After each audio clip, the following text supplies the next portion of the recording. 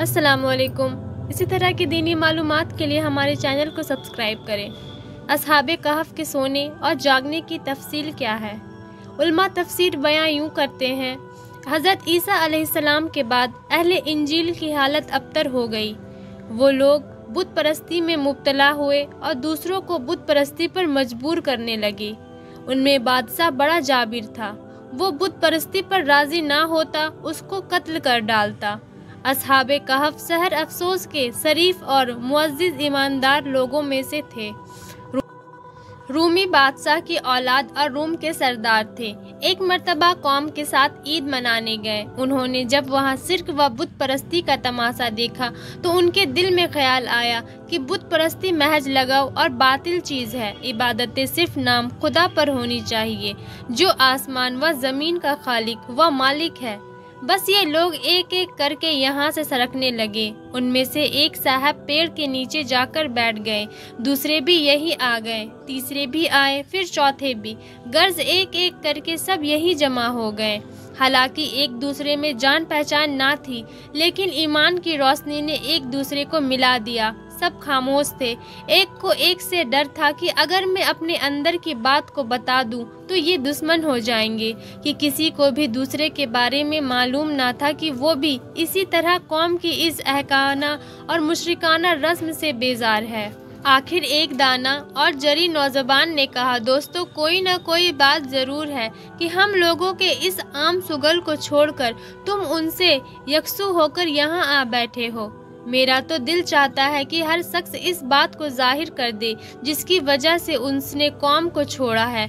इस पर एक ने कहा, भाई, बात यह है कि मुझे अपनी कौम की यह रस्म एक आँख नहीं भाती, जबकि आसमान व ज़मीन का और हमारा तुम्हारा खालिक सिर्फ अल्लाह वादहू ला शरीक ही है, तो फिर हम उसके सिवा दूसरे की इबादत क्यों करें? यह सुनकर दूसरे ने कहा, खुदा की कसम, यही नफरत मुझे यहाँ लाई है। तीसरे ने भी यही कहा। जब हर एक ने यही वजह बयान की तो सबके दिल में मोहब्बत की एक लहर दौड़ गई और ये सब रोशन ख्याल मवाहिद आपस में सच्चे दोस्त और माँ जाए भाइयों से भी ज़्यादा एक दूसरे के खैर ख्वाह बन गए। आपस में इत्तेकाफ हो गया। अब उन्होंने एक जगह मुकर्रर कर ली, वही खुदाए वाहिद की इबादत करने लगे। धीरे धीरे कौम को भी पता चल गया। वो इन सबको पकड़कर उस जालिम और मुशरिक बादशाह के पास ले गए और शिकायत पेश की।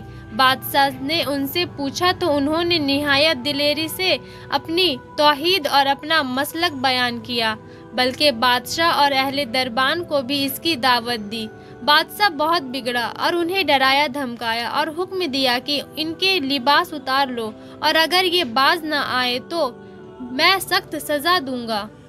अब इन लोगों के दिल और मजबूत हो गए। साथ में उन्हें ये भी मालूम हो गया कि यहाँ रहकर हम दीनदारी पर कायम नहीं रह सकते, इसलिए उन्होंने कौम, देश और रिश्ते कुनबे को छोड़ने का इरादा पक्का कर लिया और एक दिन मौका पाकर यहाँ से भाग निकले और करीब के एक पहाड़ में एक गार में पनाह गुंजी हुए।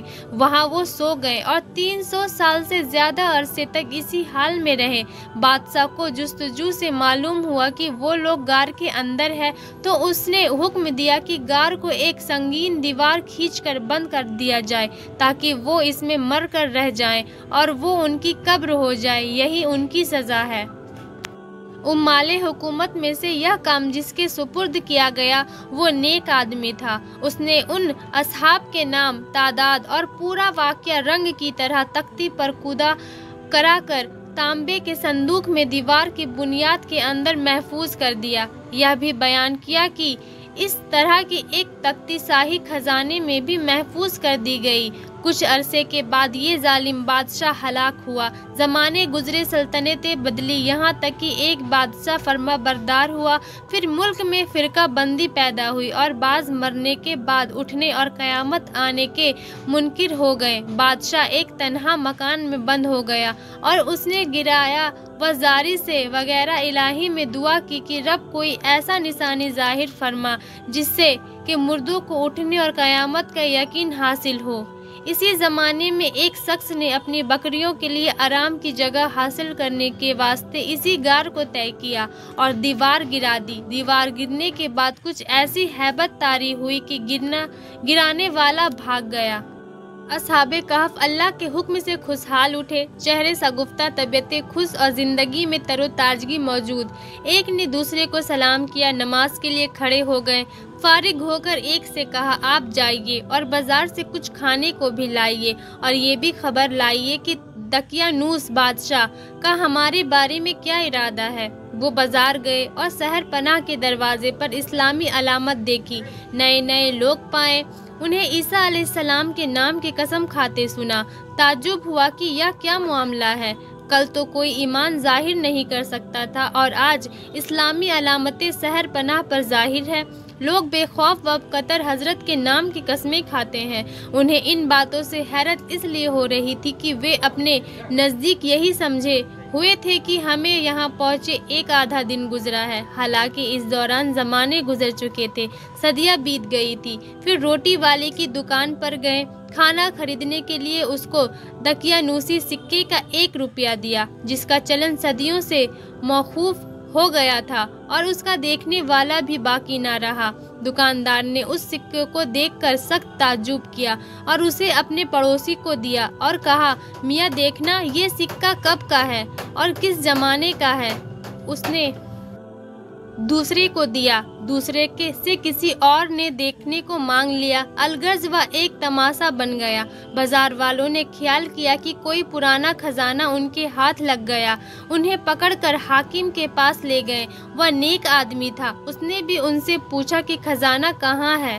उन्होंने कहा, खजाना कहीं नहीं है, ये रुपया हमारा अपना है। हाकिम ने कहा, ये बात किसी तरह यकीन के काबिल नहीं। इसमें जो सन मौजूद है वह 300 बरस पहले का है और आप नौजवान हैं और हम लोग बूढ़े हैं। हमने तो कभी ये सिक्का देखा नहीं। आपने फरमाया कि जो मैं पूछूं ठीक ठीक बताओ तो मसला हल हो जाएगा। ये बताओ कि दकियानूस बादशाह किस हाल ख्याल में है। हाकिम ने कहा, आज रूहे ज़मीन पर इस नाम का कोई बादशाह नहीं। सैकड़ों बरस हुए जब एक बेईमान बादशाह इस नाम का गुजरा है।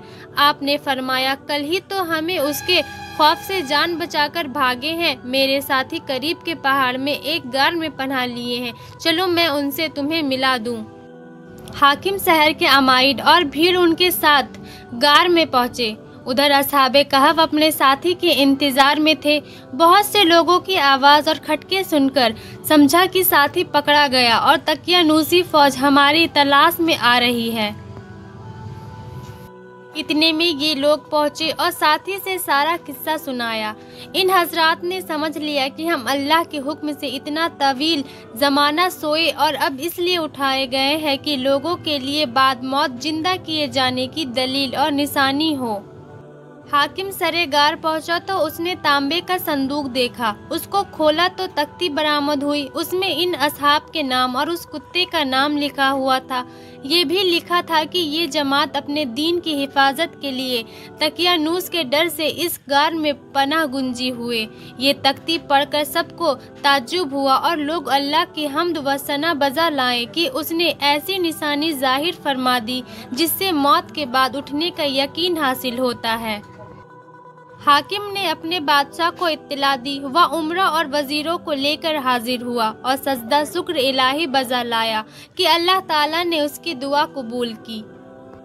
असहाबे कहफ ने बादशाह से मुआनका किया और फरमाया कि हम तुम्हें अल्लाह के सुपुर्द करते हैं और अस्सलामु अलैकुम व रहमतुल्लाहि व बरकातहू। अल्लाह तेरी और तेरे मुल्क की हिफाजत फरमाए और जिन व इंसान के सर से बचाए। बादशाह खड़ा ही था कि वो हजरात अपनी ख्वाब गाहों में वापस होकर मशरूफ़े ख्वाब हुए। अल्लाह ताला ने उन्हें वफ़ात दी। बादशाह ने साल के संदूक में उनके बदनों को महफूज किया और अल्लाह ताला ने रौब से उनकी हिफाजत फरमाई कि किसी की मजाल नहीं कि वहां पहुंच सके। बादशाह ने सारे गार मस्जिद बनाने का हुक्म दिया और खुशी का दिन तय किया गया कि हर साल लोग ईद की तरह वहां आएंगे। नाज़रीन।